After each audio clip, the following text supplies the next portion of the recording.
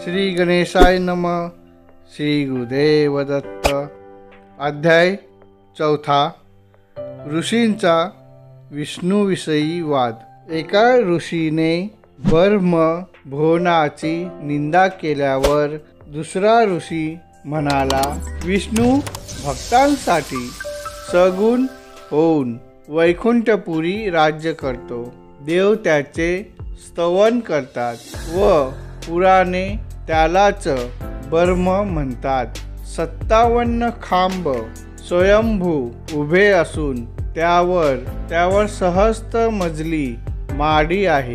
त्या ठिकाणी चंद्राची बहीण लक्ष्मी, तिचा पती आणि समुद्राचा जावई विष्णू वास करतो. सर्व देव त्याच्या घरी सेवेत निमग्न असतात. दारात जय विजय उभे असतात. त्याच्या येथे अष्टमहासिद्धी व अनंत महाशक्ती घरातील कामे करीत असतात.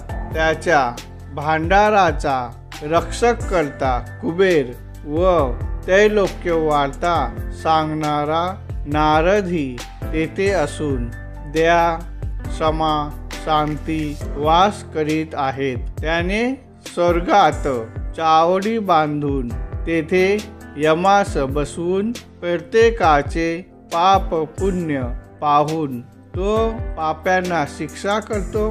वेद भाट होऊन त्यांचे गुण गाऊ लागतात. 18 पुराणे स्तवन करतात.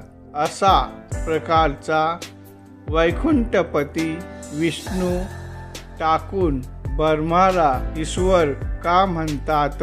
विष्णूने मस्त रूप घेऊन वेद मिळविले. कूर्म रूप होऊन पृथ्वी पाठीवर उचलली. वराह रूपाने हिरण्यकश्यप मारून पृथ्वी दाढेवर धरली. स्तंभातून प्रकट होऊन नृसिंह रूप घेऊन हिरण्यकश्यपुराचा वध करून प्रल्हाद या भक्ताचे रक्षण केले. वामन रूपाने बटू होऊन बलीस पातालात घातला. रेणुकेच्या बालाने परशुराम रूपाने 21 वेळा पृथ्वी निक्षत्रिय करून ब्राह्मण कुलाचे रक्षण केले.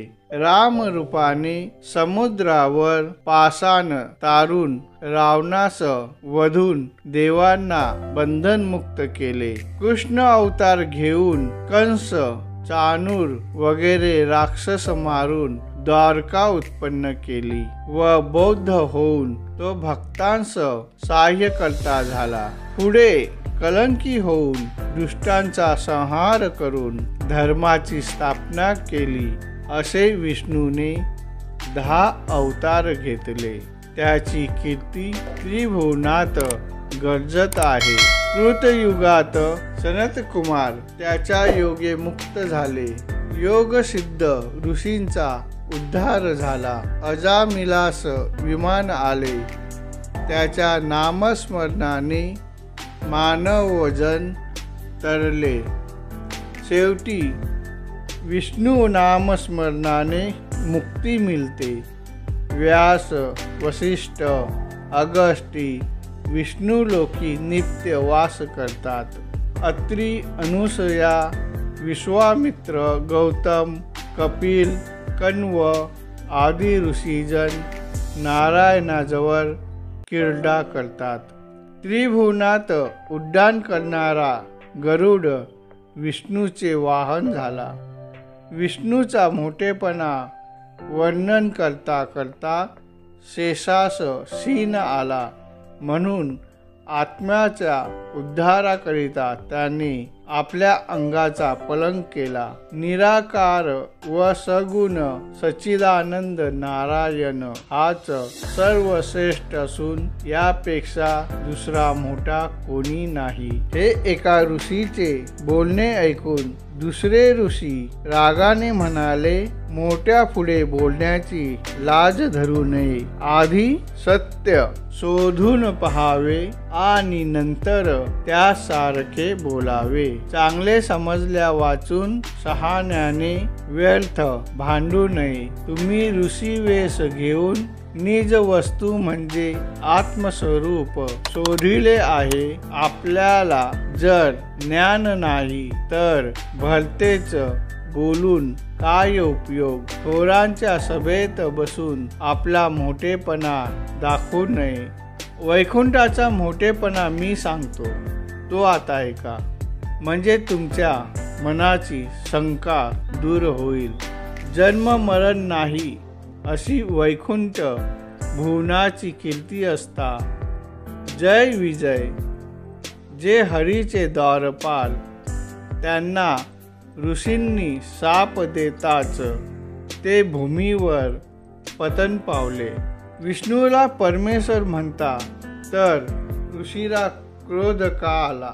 भृग ऋषीने विष्णूच्या छातीवर लाथ मारून त्याचा अपमान केला तेव्हा त्याचे सामर्थ्य कोठे होते. तो परब्रह्मस्वरूप पुतला आहे कसा. आता त्याची कपट कर्मे सांगतो ऐका. अंगास भस्म लावून लंगोटी लावून एकदा शंकर एकांत स्थानी बसला होता व पार्वती अलंकार भुवनांनी नटून मांडीवर बसली होती. त्याच वेळी एक दैत्य आकाशातून चालला होता. त्याची नजर पार्वतीवर गेली तेव्हा तो मनात म्हणाला की अपूर्व वस्तू आपण नेली तर इतर दैत्य मला जिरू द्यायची नाही. म्हणून ही हकीकत राजाला जाऊन सांगावी. मग तो जालंधर राजाजवळ जाऊन म्हणाला, तुझे नशीब आज उघडले. मी एक स्त्री पाहिली आहे. तिच्यासारखी सुंदर स्त्री त्रिभुवनात दुसरी कोठेही आढळणार नाही. मंदोदरी, सुलोचना, सीता, अहिल्या, रुक्मिणी, रती, रंभा, मेनका, लक्ष्मी, इंद्राणी, द्रौपदी ह्यांच्यापेक्षा ती अधिक सुंदर आहे.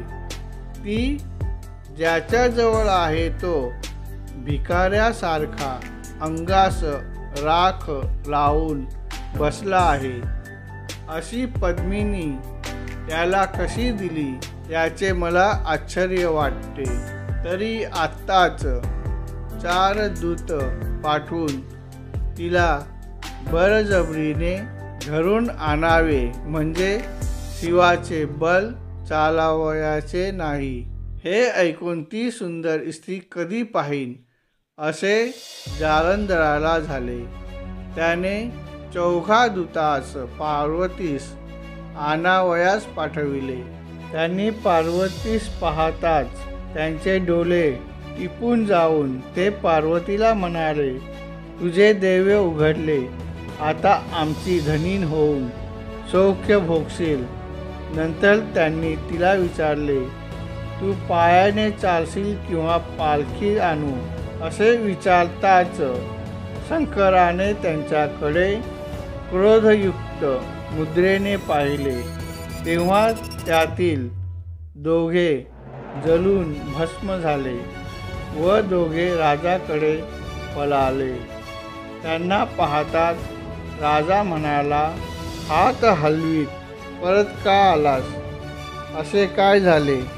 ते म्हणाले, दिव्यावर पतंग गेला असता तो जिवंत कसा राहील? त्याचप्रमाणे महाराज, आपण बुद्धिमान आहात. आपण सर्व पार्वतीला आदिमाया म्हणतो. तिची अभिलाषा धराल तर भस्म व्हाल. यास्तव अभिमान सोडून शंकरास शरण जा, नाहीतर मृत्युमुखी पडाल. हे सेवकाचे बोलणे ऐकून जालंधर रागाने म्हणाला, असे अभद्र बोलणाऱ्याच्या डोक्यात गदा घालून त्यास ठार करा. माझे बल तुम्हाला माहीत नाही. सूर्यापुढे काजव्याने मोठेपणा दाखवावा तसा तू येथे बोलतोस, याची तुला लाज वाटत नाही? असे बोलून जालंधराने 10 लक्ष सैन्य घेऊन कैलास वेढा दिला. त्यावेळी शंकराचे व दैत्यांचे प्रचंड युद्ध जुंपले. ब्रह्मा, विष्णू, चंद्र, सूर्य इत्यादी देव शिवास सहाय्य झाले. शंकर श्वास टाकीत बसला तेव्हा विष्णू म्हणाला, दैत्याची स्त्री वृंदा पतिव्रता असून तिला भ्रष्ट करून कलंक लावल्याशिवाय जालंधराचा मृत्यू यायचा नाही. जालंधर दैत्य हा जणू वात व वृंदेचे सत्व हेच जणू तेल. त्याचे शोषण करण्याकरिता विष्णू कामरूपी उंदीर होऊन जाईल, तेव्हा आयुष्यवात कोरडी पडेल. मग शंकराच्या हातातील त्रिशूल हाच केवळ वारा सुटताच त्याने दैत्याचा प्राणरूपी दिवा विझून जाईल. पुढे काय झाले ते आपण पुढील अध्यायात पाहू. हरिओम तत्सत.